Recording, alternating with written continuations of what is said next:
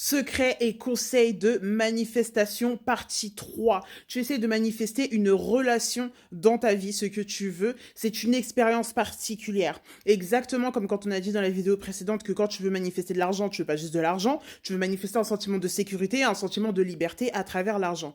À travers une relation romantique, c'est exactement pareil. Tu essaies de manifester un sentiment de te sentir aimé, un sentiment d'amour, t'es un être humain, t'as besoin d'être aimé pour vivre, t'as envie de te sentir important ou importante, t'as envie que tu saches que les personnes autour de toi trouvent que tu as de la valeur, c'est ce que tu cherches à avoir.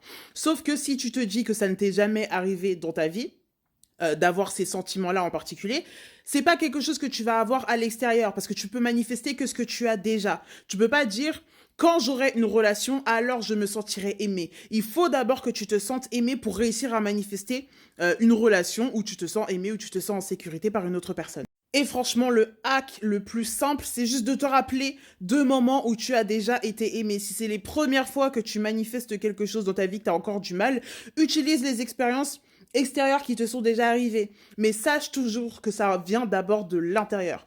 Pour avoir de l'abondance, pour manifester de l'abondance, il faut que tu saches que tu es abondant.